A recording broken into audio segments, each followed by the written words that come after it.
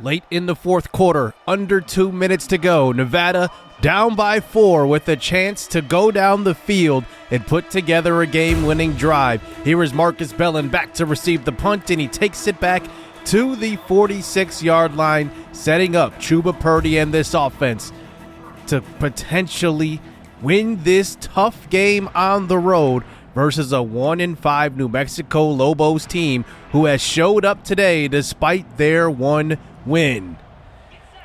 Next to Purdy is going to be Kai Woods along with Ramsauer. Here is the pitch on the triple option over to Kai Woods, and he picks up a gain of 10. Throughout this game, Herschel Turner has been banged up, so Kai Woods looks like he will get the bulk of the playing time down the stretch. Here is a throw across the middle. That is Marshawn Brown, the sophomore, and he picks up the first down. Hurry up offense now. Under a minute to go. Only one timeout remaining. Here's a throw up the seam. That's going to be caught. It's Chase Henry inside the 10, and the senior will set the Wolfpack up with goal to go. A great throw by Chuba Purdy. So we'll see if we can punch it in here. First and goal here at the 7. Here is Kai Woods. He gets the handoff, cuts back. It's a touchdown. And the Wolfpack take the lead here late. And can they hold off the Lobos with 31 seconds to go? What a comeback. A pretty good start to this drive set up by the punt return by Marcus Bellin. And now let's see if the defense can come up with a stop. The Lobos offense has been actually pretty efficient so far today. Here's a short throw to the left side that is caught for a gain of 10. And that is going to be a tackle by Kason Kitchen before the first down. That's going to set up second and inches here. Here's a quick RPO action over to the left side. That ball is on the ground. It's picked up by A.J. Odoms. And the fumble was forced by Kason Kitchen, but take another look. It looks like the ball was still in the receiver's hands as his forearm was down on the ground.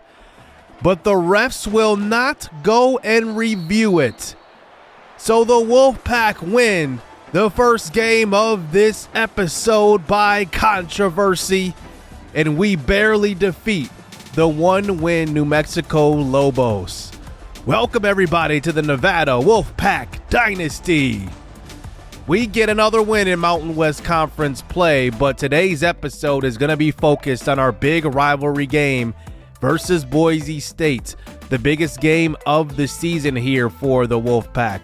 But we barely win game number 1 as we actually had a pretty good clean game. Only one turnover total in the game.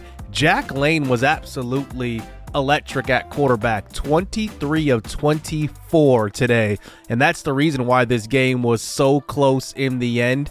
We could not run the football. Herschel Turner was banged up throughout the game, only got 7 carries for only 2 yards. That is his worst game, obviously, of the season so far. Kai Woods got a couple of carries there on that final drive. He only had 4 carries this game. It was just a tough game all around. New Mexico was playing very good football. They showed up at home in front of their home fans, but it was not enough for them to get their second win of the season. And to add to that, our pressure on the quarterback was non-existent once again. We've seen a game like this before versus Fresno State, but this time we end up eking this one out barely as Kason Kitchen does force the fumble, and then A.J. Odoms, who has been struggling at cornerback this year, he's been burnt quite a bit. He does pick up that fumble. But after that game, we get some excellent news. We get our first commitment of the series, cornerback Marquise Rahman. And cornerback is a position group we have actually been struggling quite a bit this year with. We have 0 interceptions by any of our corners. So I am going to welcome Marquise Rahman to this cornerback room. He is a local kid, and his deal breaker is playing style. So hopefully we can keep that play up and keep him around for the long term. But a 3-star player out of California, San Diego to be specific. I really like him. Let's go down the recruiting board a little bit and talk about a running back we added here in David LeCoultre, and he is 89 speed, 88 acceleration. Now, I want to make sure to get him in the building, so we're going to send the house because we do not know what the future holds for Kai Woods and Herschel Turner. We just don't. Right now, their deal breaker is pro potential along with brand exposure. So we need to get guys who will stick around for the long term. His deal breaker is playing style. So as long as we do run the football and get the, get some catches for running backs, get some playing times for our running backs, he should stick around for the long term. And he is ready for a visit. So we will actually schedule that for his deal breaker, which is playing style, which is at A+ right now. That's a perfect visit for us. I want to make sure I lock him up and get him in this building. We do have some other players which we have first right now, which we are locked out for. So I'm going to actually keep them on the board, actually, and they're not going to have any points allocated to them. So hopefully they still commit despite, us not being able to put points on them. We'll see if that ends up happening. Our top two players on the board right now are Chet Harper and Eric Sendejo. Chet Harper is actually visiting this week for the Boise State game. So our number one prospect comes to campus this week to see this rivalry game. And good thing we play them at home this year. We'll probably play them on the road next season. Eric Sendejo is a very good defensive tackle. I do not even need to scout him. I scouted him 40%, already seen that he has grip breaker. I know he's going to be a good player. 6'2", 276. We are losing Thomas Witt. He is a senior this year, so next year we're going to need some more bodies on the defensive line. But now that we do have a little bit of points freed up by the commitment by our cornerback Rahman, I do want to go harder after some of these players down on our board, like Mike Bandy, who is 6'5". We end up scouting him, and he looks very, very solid. I'm surprised he doesn't have any physical abilities. 86 speed, 90 excel is excellent for a 6'5" receiver in this game, and he's very, very capable of running the entire route tree. I kind of actually look at him as Marshawn Brown plus, because Marshawn Brown is 6'4" and he's 82 speed. Mike Bandy is 6'5" and 86 speed and 90 excel, and he's a better route runner altogether. So I'm going to move him way up the board because I think his attributes really do impress me, and he looks like a guy that can start day one in our receiving core. Another guy I want to go after hard is Enrique D'Amico, another quarterback, this time out of Venice, Florida. He is very, very far away from Nevada, but his deal breaker is conference prestige. Now, that could change over time, and his scheduling, his visit is very expensive at the current moment because he is across the country, so we're not going to do that just yet. We are the only team to offer him a scholarship so far, and we are right now competing with Miami. But looking at his attributes, I don't know what they look like, and I don't really care. I just need another quarterback in the building to hopefully, groom to be a potential quarterback of the future. And at 6'4", 195 and a dual threat, I think he has the potential to be that, and we will send the house on him. We do have some coach skill points to use here. We have 12, which will get us enough to upgrade one ability. Now, I want to, fill out this motivator tree, and I think that I should start going after this quarterback tree here and start to develop those guys. And every position on the offensive side of the ball, I want to get to at least tier 3 there. But let's just focus on the game, and we'll talk about coach skills later. So here we go. We return home for this next game, and this is the biggest game, the one, maybe two games you have circled on your schedule if you're a Nevada Wolfpack fan. Boise State and UNLV, but first up we have Boise State, led by Maddux Madsen. Remember, brought this team to the college football playoff last year along with Ashton Jeanty. But Madsen does stick around here. He is still a junior as well, so he's probably still got a couple of years with Boise State. Malik Sherrod is the lead back here for Boise now. No more, obviously, Ashton Jeanty, drafted by the Raiders. And we will get a chance to see what this offense looks like without him. This is a two-loss team. They are on top of the Mountain West Conference at the current moment. They have a lot of playmakers on offense, especially running the football. But their defense is also very, very good, led by Jaden Virgin Morgan, who is one of the best pass rushers in the NCAA. His stats do not say that right now, but we do have to account for him at all times on the field because he can disrupt a game plan in a hurry. Then in the secondary, they have Ty Benefield, one of the better safeties in the game also. We got to watch out for him. So we have to really play a perfect game to defeat this team, even though we are at home. So here we go. Let's get this game underway as we do start out here on defense in our first rivalry game of the series. And Boise will take it back to the 18. Here we go. This defense has to show up today. Last year was a 28-21 victory for Boise State. That was a good game. I ended up actually watching that game. That was a late game. I ended up watching the end of it. It was a close one. So here is Madsen this time, handing it off to Sherrod. He gets to the outside using that speed, making a man miss, and does get to about the 36-yard line on the sideline. DJ Warnell just absolutely got put on skates on that one. So fresh set of downs here, back to the run game. Sherrod to the outside, juking, spinning, and pushed down at about the 45-yard line. 2 big carries for him. Madsen now under pressure, gets rid of it, this time to his tight end. That is going to be number 85, Matt Lauder. Now, I think they probably read the scouting report. Tight ends do really well versus us because they go right back to Lauder again, and he picks up the first down. So 2 catches already for Lauder as they're now across the 50 already. Madsen back to the run game. This time he's going to keep it. A good block on the outside using his speed and picks up a gain of 9. We didn't really see a lot of read option from Madsen last year as they had Jeanty. They just gave it to him 20 to 30 times a game. Here is another handoff, this time to Sherrod, and there is a nice stand-up tackle by Kitchen, and it's cleaned up there as we do get them to line up for the field goal. This one is from about 45 yards out, and it's wide to the left. And that's Boomer, their kicker, who is a young kicker with not a lot of leg. And he misses that one to open this game. So here's our offense back on the field here. And there is a throw to the left side. That is going to be actually the 3rd-string tight end, Trenton. And he picks up a gain of 4. 3rd and 6 now. Purdy in the pocket. Throws quickly to Marquise Ashley, who is really the speedster in this receiving room. He picks up the first down. Purdy now, this time back to the run game. It's Herschel Turner who picks up a gain of 7. Remember last episode, or last game I should say, only had 7 carries total for only 2 yards, his worst of his career so far.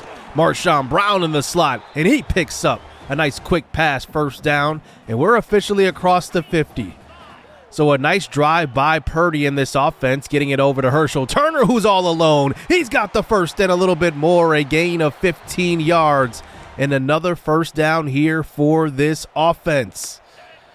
Back to Herschel Turner. Good blocking. Turner all the way. He gets tackled at the 1. His knee must have been down just short of the end zone.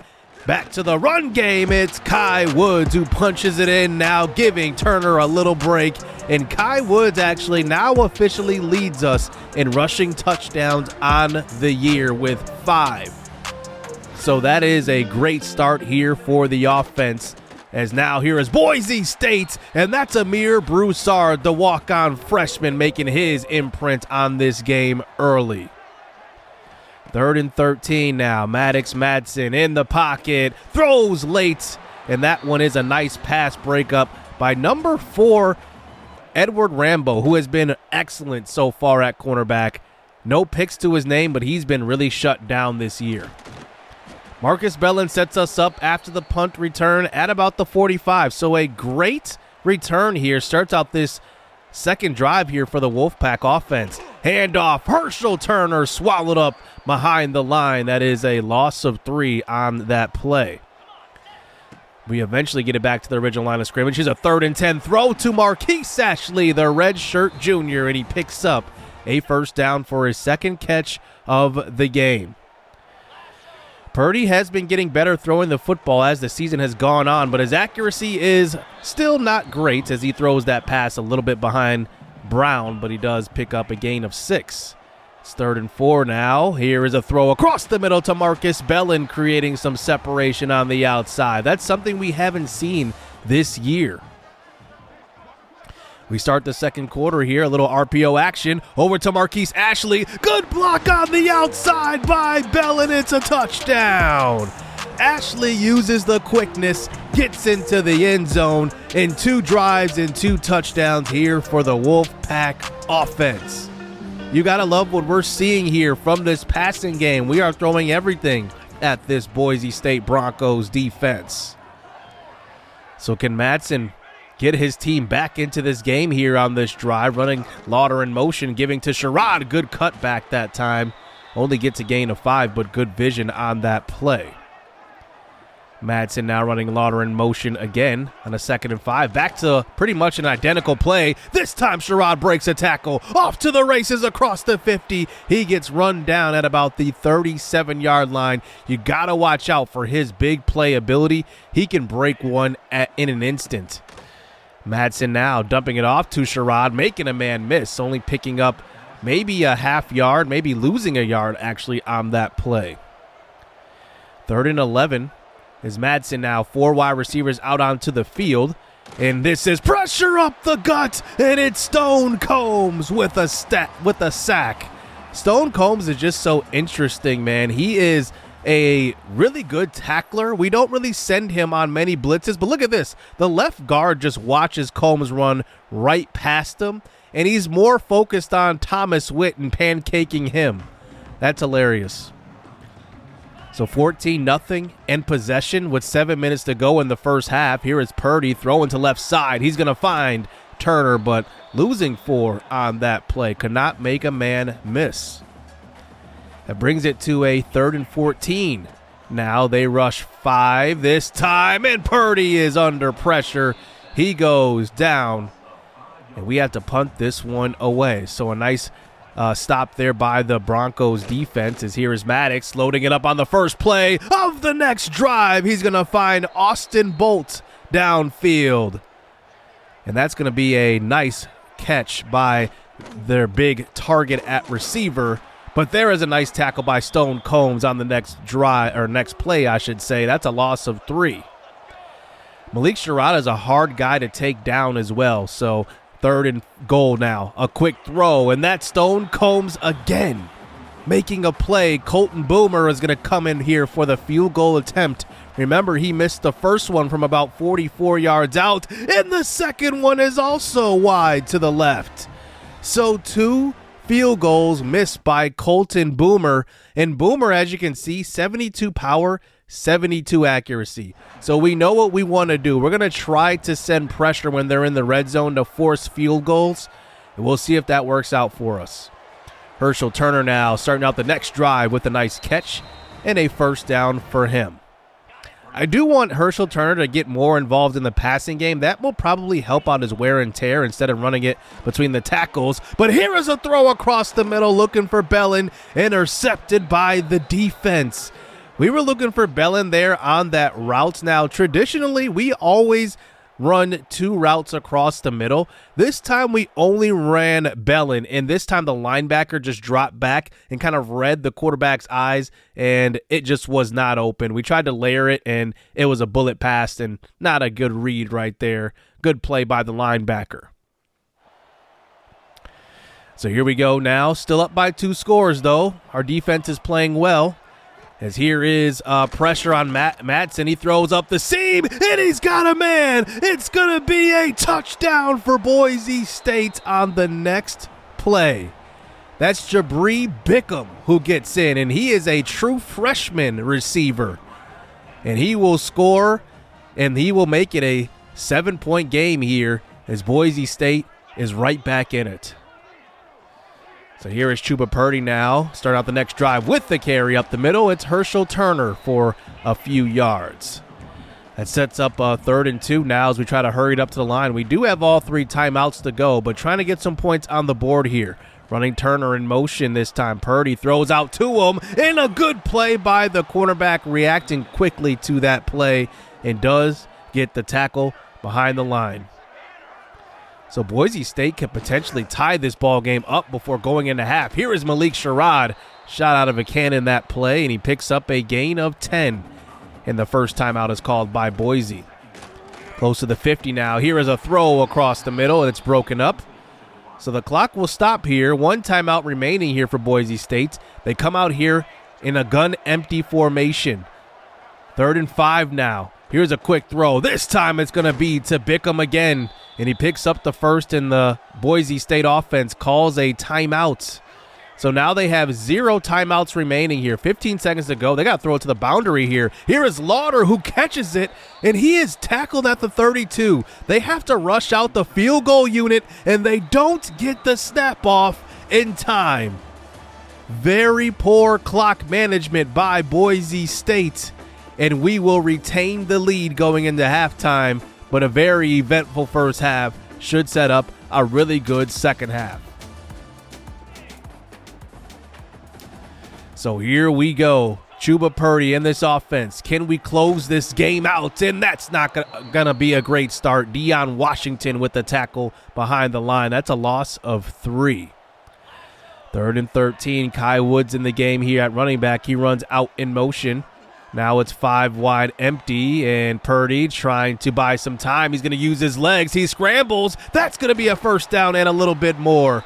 Purdy really doesn't use that part of his game quite a bit, but that time he converts there for the first. Keeping this drive alive is our senior quarterback now. Looks like he's changing the play at the line. Here is Purdy under pressure, and this one knocked down to the ground. That could have easily been an interception to the house. But that brings it to a 3rd and 10. This time running, Nate Burles in the second in motion. This time Purdy loads up, and he's got him wide open, and the pass is out of bounds. That was a walk-in touchdown for Nate Burles in the second. Instead, it's going to be a punt. Here is Malik Sherrod to start the next drive. It's a gain of about 18 yards, and he's nearing the 100-yard mark in this one. Back to the ground game. Here is Sherrod again, breaking it to the outside, but that time looked like a longer run than that. It's only a gain of 3. That brings it to a 3rd and 5. Can our defense come up with a stop? We rush 4. Here's a throw, and that's Lauder, and he converts for the first down right in front of the linebackers. Stone Combs just kept dropping back on that play. I'm not sure what he was looking at there. That brings it to another 3rd and 4 this time. Across the 50, we send a lot of pressure, and it's a quick throw, and that time it's going to be Odoms again getting beat on that play. You know, we might have to make a little change at cornerback because A.J. Odoms is getting beat again, and there is a route right past his face. It's Lauder again, and a first down. And now they're inside the red zone, threatening to score. 1st and 10, RPO, throwing to left side. Now they're just picking on Odoms. Another catch, and now it's 1st and goal. Madsen now under center. This time, no Sherrod in the game. It's going to be a handoff to Syer Gaines, and there is finally a nice tackle in the backfield. It's Edward Rambo. And now it's 2nd and goal at the 3. Back to the ground game, it's Gaines, and a quick throw across the middle, but it looks like a flag on the play is going to be a legal man downfield. So we get helped out by the penalty flag, and that eventually brings it to a 3rd and goal. Here is Madsen. Sherrod back in the game here, pass protecting. Madsen under pressure. He gets tackled, and he gets tackled at the 5, maybe a gain of 1. Najee Logan was sent on the blitz that time, and here is Boomer in the game. Remember, he's missed 2 field goals today, but this one is knocked through. So now we still have the lead in this one, 14-10 late in the 3rd quarter, but our offense needs to punch it in here. Here's an RPO action over to Jace Henry. He's got the catch, and he's going to fumble, and the ball is on the ground, picked up by Boise. And that's just Henry trying to be greedy on this play. Take a look. He just had the catch, had the first down, tried to reach the ball out for the first down, and it gets punched out. And that is just an awful play. And now Boise just taking advantage of these turnovers today. Remember, they scored a touchdown off a turnover earlier in the game, and there is a nice play, and that is Broussard who makes another play in the backfield. He's got a lot of tackles for loss this year. 2nd and 13. We send pressure this time, and Madsen is a very veteran quarterback at this point. He sniffs out the pressure, gets rid of it quickly. 3rd and 8. Madsen under pressure. This time it's Justin Rivera getting to the quarterback, number 53, getting into the passing lane and getting to the quarterback. and that's going to be a 4th and 15. They're going to bring in Colton Boomer this time. This is from 49 yards out. He doesn't have much leg, but this one is knocked through, and it looked like he had about 8 more yards on that kick. I'm definitely going to have to decrease kick power. No way a 72 kick power kicker can make it from there with ease. 14-13 as we enter the fourth quarter. The skies are dark now. Here is a handoff. It's Kai Woods cutting up the middle. Look at the speed by Woods. I definitely like his quickness as our spell second backup running back there. And it is a first down. 14-13 still, and Kai Woods out of the backfield. He picks up another first down. Kai Woods is just so dynamic in this offense. I definitely don't want to lose him to the portal, but it's a big possibility. 8 minutes to go. Back to Woods, finding some room, only picking up a gain of 2. And Colin Banning, our starting left guard, he's listed as a right guard in the game, dislocated shoulder. That's a big blow to this offensive line. So now that brings it to a 3rd and 8. Purdy in the pocket, this time throwing across the middle. He's got Nate Burleson. A first down and more inside the 10, outrunning the defense. They were playing straight up man-to-man coverage, and it's 1st and goal. We beat him on that play. Burleson in motion this time. Little RPO action over to Jace Henry, who cannot make a man miss. He had one to beat there to get into the end zone. That brings it to a 3rd and goal. Purdy changing the play at the line, getting the call from the sidelines. Purdy rolls to the right, throws to the end zone. It's caught. It's a touchdown. Wow, it's Trevin, the backup tight end, really the 3rd string tight end in this group. And he will score his first career touchdown, and it is 21-13. Down by 8. Here is Boise State with the veteran Maddux, and he will get that one completed to Austin Bolt for a first down. 2nd and 3 now. They're going to the run game this time. It's going to be another first down run. This time is Jambris Dubar as he picks up the first, and they're across the 50. Madsen again throwing across the middle. He finds Lauder. Tearing us up today, by the way. 4 catches for 70 here for Matt Lauder. And he is an impact tight end, one of the best rated tight ends in the game this year. Here's a throw to the right side, and that is another catch. And another first down, this time beating Rambo on the outside. So let's see what our defense can do here, giving up a lot of big plays, and there is a nice play in the backfield. And that was a gang of players right there. It looked like that was Hornato who was there for the tackle first. And it's 3rd and 11. Maddux Madsen in the pocket. Throws short. This time, Matt Lauder, he fights forward for a gain of 10. And they're going to elect to go for this under 2 minutes. I don't blame them here with all 3 timeouts. They're going to hand it off this time. It's going to be a jump cut to the outside by Sayer Gaines, and it's a touchdown. Wow, what a run. And now they have to go for 2 to tie this ball game up. Can Nevada come up with a stop here? This would go a long way for the defense. Here is Maddux throwing to the end zone, and it is caught. Who else? Matt Lauder, the tight end. 1:23 to go. Can we set up our 2nd straight game with a game-winning drive here? Here is a handoff, and that's not going to be a great start. And that's Kai Woods getting hit for a loss of 1. 2nd and 11. Here's a quick throw. It's Burleson again. He's got the first down and a little bit more, and he gets tackled for about a gain of 12. We hurried up to the line now. We're not going to use any timeouts just yet. We have the right personnel in the game. Here is Purdy, this time scrambling. He's got space, and he does step out of bounds. That could have potentially been a long run, and just for reference, our kicker Eric Garrison, 77 kick power and 77 accuracy. Now it is 2nd and 7. Pressure on Purdy. He throws short. That's only going to be a gain of 1. So now that brings it to a crucial 3rd and 6 here. Purdy in the pocket, looking to the sideline, but looking deep, and he's got Ashley in. Too much air under that one. That one probably could have been picked off, and instead it's going to set up a punt. So we have to punt it away here. And now Boise State has 2 timeouts, and they have to get about 30, 40 yards to get into field goal range here. Here is a throw across the middle, and that is a catch. And that is going to be Jabri Bickham, who has been killing us today. He is just a freshman as well in this receiving room. Here is Maddux. This time Madsen throwing to the right side. He's got Bickham again. And they do stop the clock there, but they're at the 36. They have one more timeout. They could easily maybe run the ball and call another one, but they're going to bring in Colton Boomer here for the game winner, and the kick is wide to the left. 72 accuracy did not come through in the clutch, and this one is headed to overtime.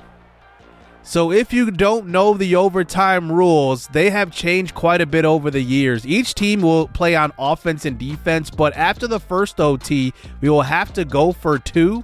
And then in the third OT, it's going to just going to be 2-point conversions back and forth.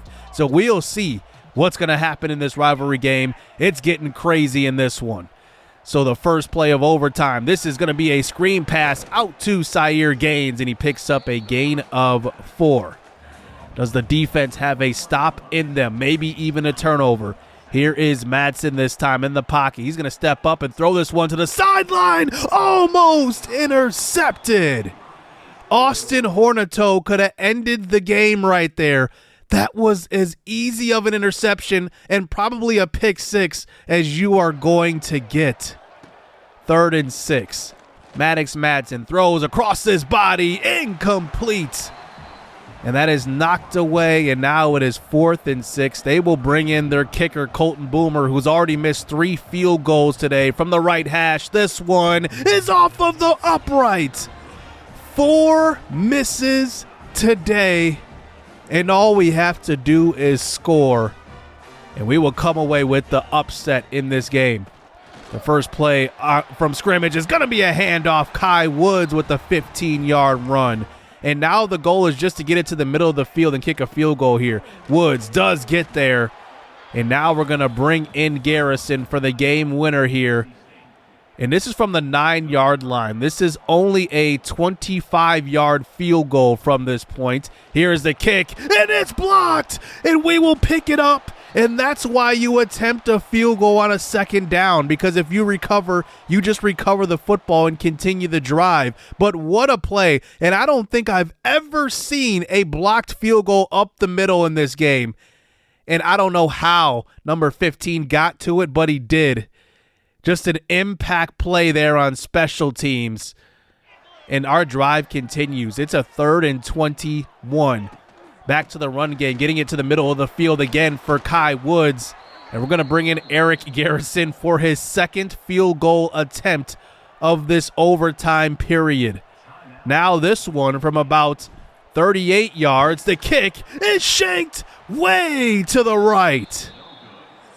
Oh my goodness, you could not make this up if you wanted to.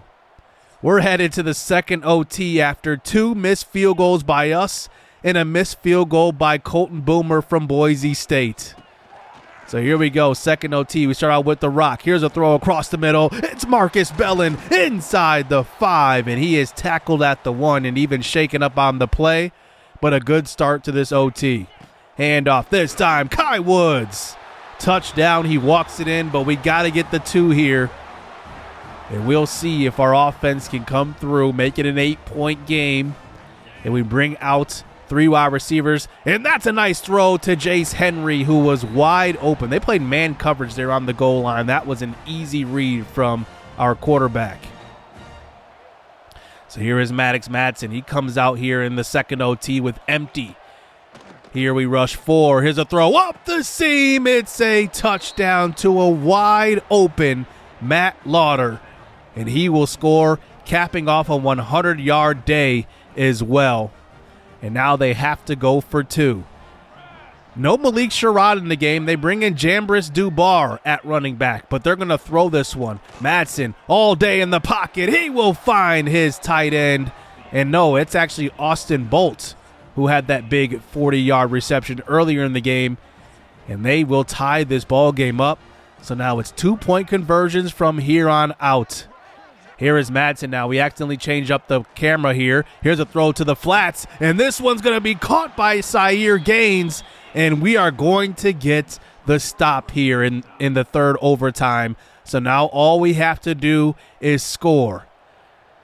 Can we come through? Chuba Purdy now. It looks like it's going to be Kai Woods in the backfield, but a quick throw across the middle will end it, and we will come away with the rivalry game upset win here at home. Just a year ago, it was a late game, fourth quarter touchdown from Boise State, who won this rivalry game 28-21. That was in real life, and now this year, we pull off the upset, a 2-point win in overtime, and Nevada wins another game in Mountain West Conference play, and this will be our first win streak of the series, 3 straight. Wow, what a game. I did not even expect something like that, to be honest with you. You know, I knew that their kicker could not kick accurately, so that was going to be a big game plan going into this game. We were going to blitz the hell out of them in the red zone, because I didn't want to set them up with bad field position or bad angles for field goals. That makes it a lot tougher on a college kicker. So it actually ended up working out, and they ended up missing 4 field goals. But if they had a good kicker, they probably could have won that game and probably should have won that game. And then the blocked field goal in overtime, I would have never expected that.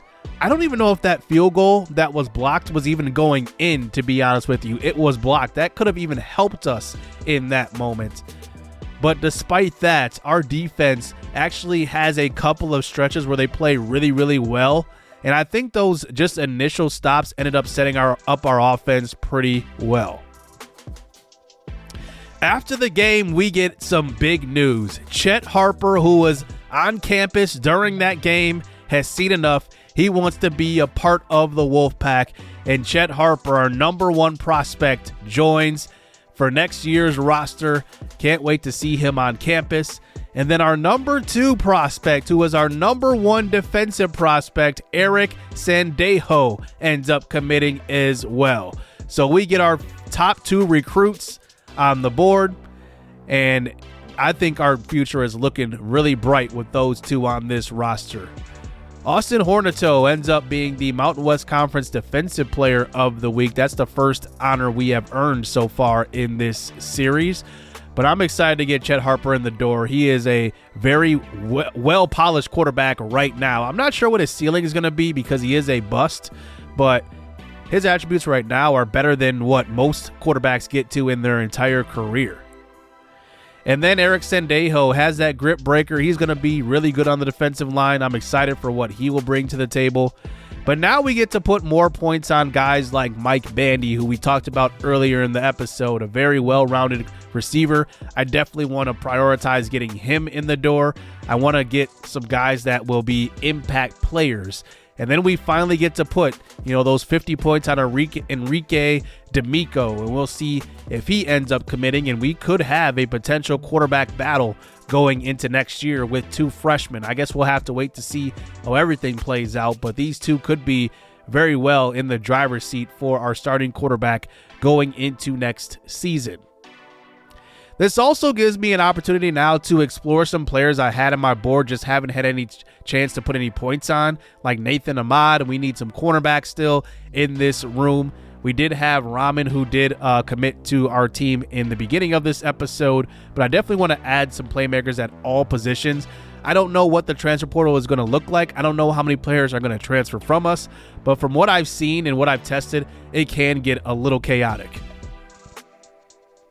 So we are 5-3 now overall, 3-1 in Mountain West Conference play. The only undefeated teams so far in conference are Fresno State, who was 4-0, and San Jose State, who we play in a couple of weeks. So this is going to be a tough schedule here, even though we play 3 teams under 500. We know UNLV is going to be a tough one. That is going to be a rivalry game. So we really are in a good position, though, to finish this year. I am going to make one change to the wear and tear auto subs. because I do see players come out quite a bit. Herschel Turner has barely played down the stretch of games. I definitely want him to play more, so I'm going to change it to that grinded outs there for running backs and see how that works for us. So that's going to do it here for this episode. I hope you guys enjoyed that wild rivalry game. I haven't played a game that exciting in a very long time, so that sets us up here for the final 4 games of the year. We'll see if we can close it out and potentially maybe even compete for that Mountain West Conference Championship here in year number 1. Hit subscribe, hit that like button. I hope you guys enjoyed it. Stay tuned. Let's get it. Let's go.